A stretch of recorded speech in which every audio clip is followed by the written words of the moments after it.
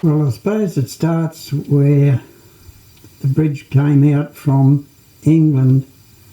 In the very early days, there's a suggestion the bridge was put in the wrong place. It is a good bridge, and really it stands as testament to the engineers who designed the trusses in the first place so long ago.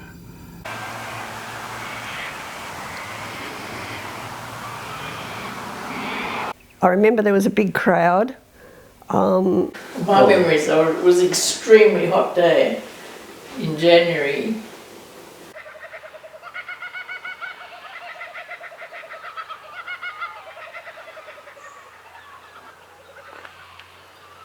Got this very bad angle, both coming from Redesdale and coming from my mine, where it approaches the bridge.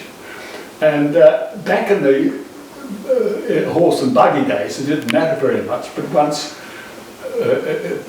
traffic and trucks became the order of the day, it made it very difficult for the approach to the bridge, because you get to the bridge and you have to turn hard right and hard left, the case may be. And that sort of made it very difficult, and there was lots of comments about poor engineering and for the siting of the bridge.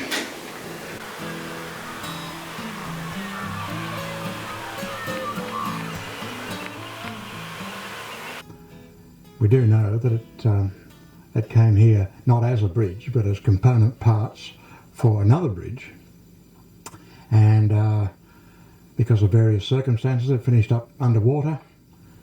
The thing was, bits and pieces were recovered, assembled into their trusses here and made into a bridge. The original bridge was bought by presumably the government of New South Wales for a bridge that I think they bought it to put across the Yarra, one of the across near Melbourne, and it was ordered and bought and was shipped out in 2 ships, and this is where it becomes a bit iffy, I suppose. But my understanding was that one ship sank in Port Phillip Bay, which meant you only had half a bridge, and half a bridge was not much, wouldn't go across the Yarra. So the bridge was came under control of the Roads Department of, well, I suppose with New South Wales. No, it would have been Victoria then. Victoria? Separation. I don't think Victoria was in... Yeah, in... Oh, Victoria was empty then, wasn't it? Okay. Well, it became the property of the Roads Department of Victoria, and they decided that a quarter of the bridge would be ideal to put across the capacity at Redesdale, my mine, and where the other quarter went, I'm not too sure, except there is a bridge across the Maribyrnong at Keilor that looks identical to my eyes as the one that across there. And again, history will relate exactly where it was, but anyway, that's what happened, I think, and hence the bridge at Barmai.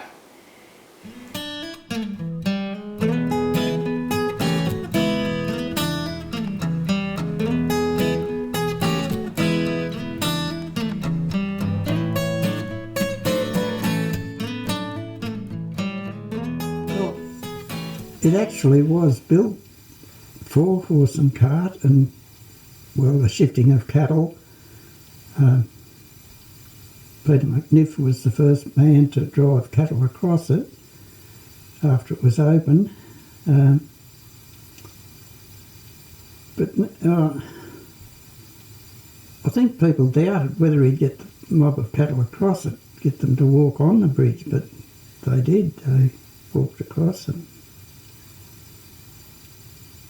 I can remember going up to Redesdale to catch the train. Mum used to send eggs away on the train, and I went with her one day, and we came to the trough just before the bridge, and I sort of demanded Mum to take the horse into the trough and let it have a drink of water before it went up the bridge, or went up a hill rather.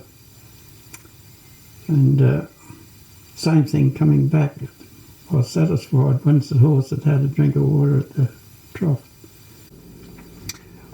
The fact that this bridge will carry B double traffic, and they said yes, we'll do that, but it'll only do it under a permit, on a permit basis, and those permits are issued for individual trips. But the bridge is not the limiting factor. The limiting factor of this route is the road between here and Heathcote. But partway down the hill, at the end of the restricted speed area, we had one of those de-restriction signs, white with a black slash, which in effect meant you could do whatever speed you liked from there on. And people would take that as being absolute clearance to do 100 kilometres an hour, irrespective of the condition of the road.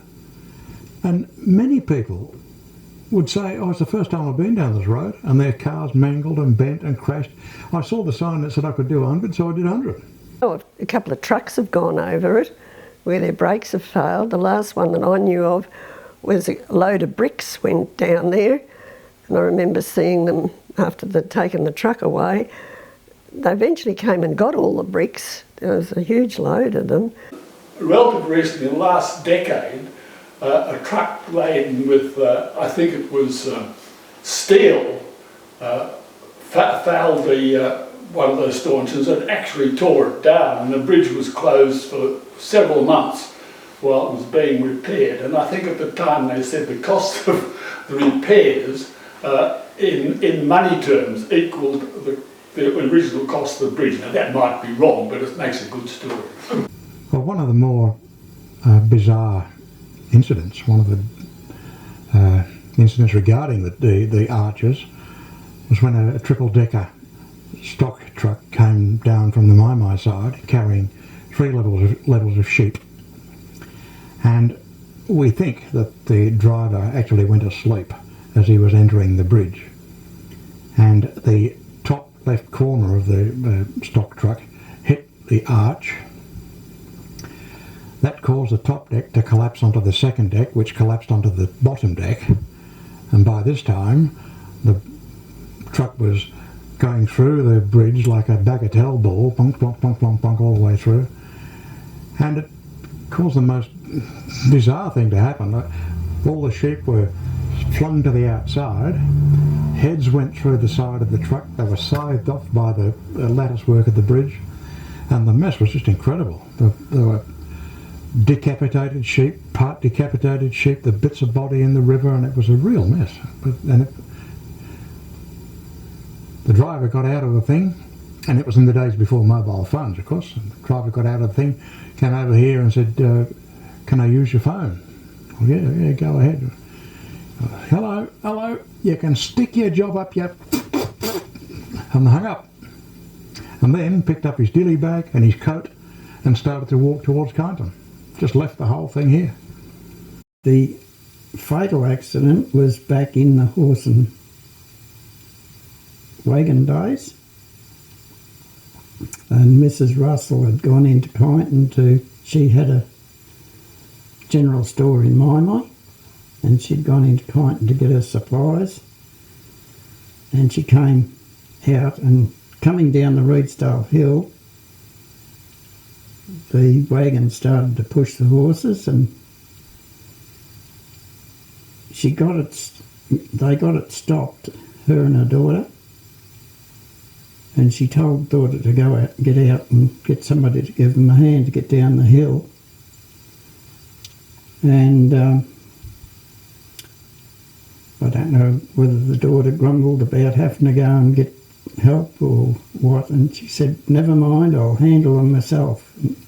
And she headed off down. There's a very steep piece in it, and that pushed the horses again, and they went into a gallop, and they came down, and they went through the wrong side. They didn't go through the left-hand side as the traffic does. They went through the right-hand side. She got thrown out as they went through the bridge and killed, and the horses stopped just through the bridge.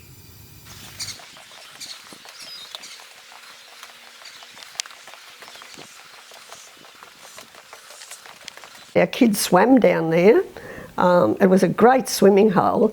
They had such a lot of fun, and there was just so many kids, especially at the end of the Christmas holidays, after they'd all been away or something and home, and it was Sunday afternoon. They'd be so busy down there. They had really a lot of fun down there, and the bigger children, they would climb the rocks on the other side and jump in, and yeah, it was a really happy place actually. Yes. We used to think we were pretty good. We'd drive like holy hell up there, bouncing across the corrugations and sweeping around the corners in a dramatic way with dirt and dust flying everywhere, and always keeping an eye on the flag, because if the flag was waved in a certain way, you'd know to stop because there was someone coming down the hill. And we used to have regular competitions there to find out who could drive the fastest from the bridge up to the intersection at the state school in Redesdale. And that used to occupy a lot of our free time during the weekends when we should have been doing other important things.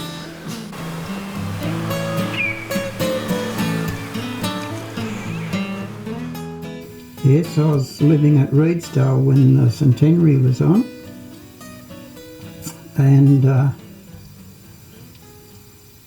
I sat up on a cliff facing into the front of the bridge,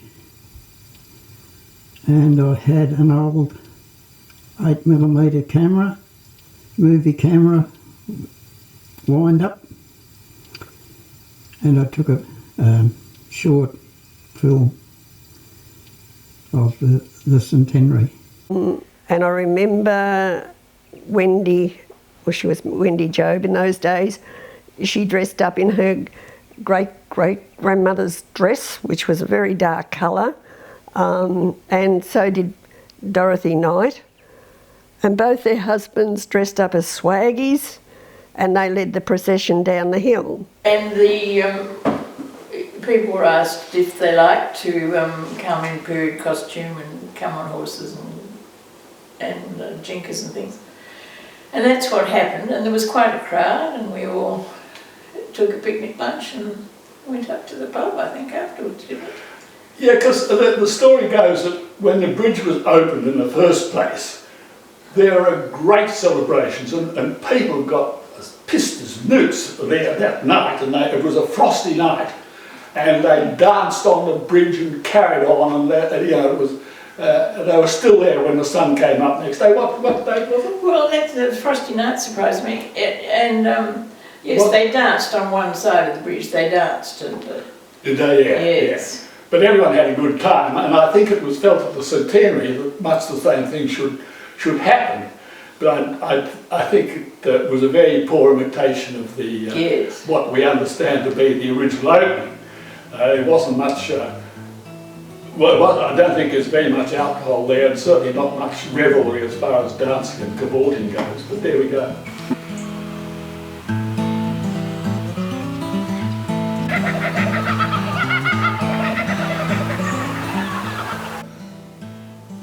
A pretty important junction, because you have to remember that the Mallee and the Wimmera were figments of the imagination then, weren't they? They were. They hadn't been developed. Kind of was the wheat bowl, wasn't it? Yes, it is very much an important part of Redesdale, my, yes.